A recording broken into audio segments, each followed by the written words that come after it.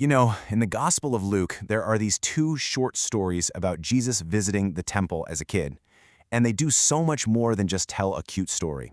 They're actually these incredibly powerful moments that set up exactly who Jesus is, tying him deep into his Jewish roots while also giving us these huge hints of a destiny that's going to change, well, everything. Okay, let's get into it.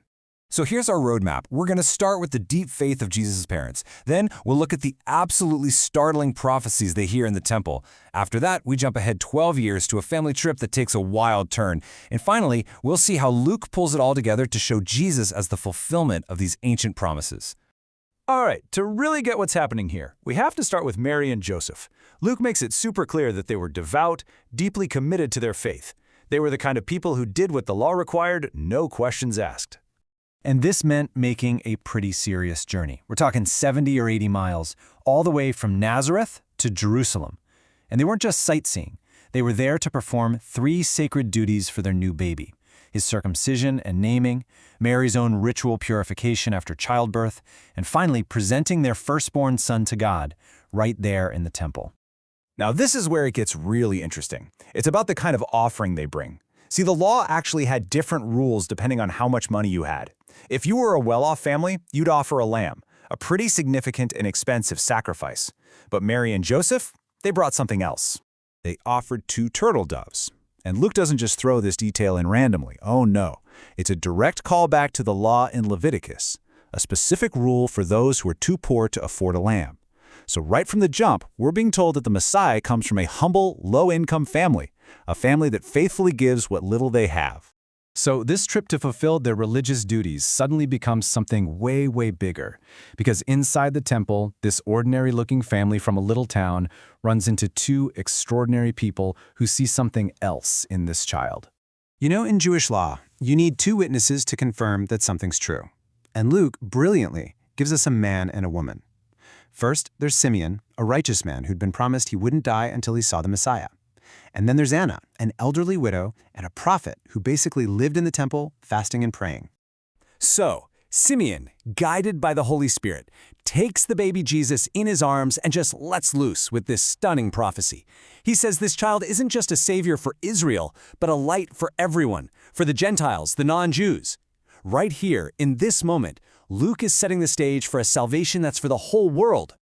But then, the mood shifts. Simeon turns to Mary, and he gives her this chilling, very personal warning. He tells her that her son's destiny is going to cause a lot of division, and that this mission, it's going to cause her a kind of pain so deep it'll feel like a sword piercing her soul. It's just this incredibly heavy moment of foreshadowing. Okay, let's fast forward 12 years. The family is back in Jerusalem for the yearly Passover festival. And this time, the big reveal about who Jesus is, well, it comes from the boy himself. So, in all the chaos of a huge festival wrapping up, Jesus gets left behind. His parents travel for an entire day before they even realize he's not with their cousins in the caravan. Can you imagine the sheer panic? What follows is this frantic 3-day search filled with more and more anxiety. When they finally find him just sitting in the temple courts with all these religious teachers, Mary's words are just dripping with relief and exhaustion. You can hear it, right? The voice of any terrified parent. Your father and I have been worried sick looking for you. And Jesus' answer here is the pivot point for the whole story. It's actually the very first thing he says in the entire gospel, and it's a total shocker. He makes this subtle but massive distinction between his earthly father, Joseph, and another father. He's basically saying, of course I'm here. Where else would I be? I'm in my true father's house. But here's the kicker. After this incredible moment, this declaration of his divine identity, he doesn't start a rebellion. He just goes home with his parents, and, as Luke tells us, he lives in submission to them. He honors his human family, even as he's clearly aware of his divine one. So, when you put these 2 stories together, Luke's main point becomes crystal clear. He's meticulously showing us a Jesus who is, on one hand, completely a part of Jewish life and law, and on the other hand, something totally new and divine. The scholar Fred Craddock makes a great point about this. He says Luke is basically hitting all the key milestones of a Jewish boy's life. You've got circumcision at 8 days, the temple presentation around 6 weeks, the coming of age at 12 years, and then later, the start of his public life at 30. It all flows perfectly from his heritage. So the final picture couldn't be clearer. Luke isn't giving us a revolutionary who came to tear down the past. He's showing us a Messiah who grows right out of it.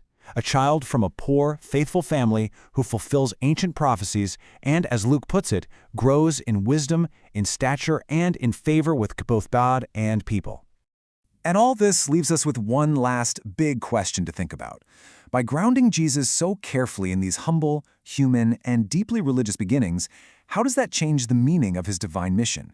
It seems Luke wants us to see that his mission isn't just from above, but one that's profoundly connected to all of human history and our own experience.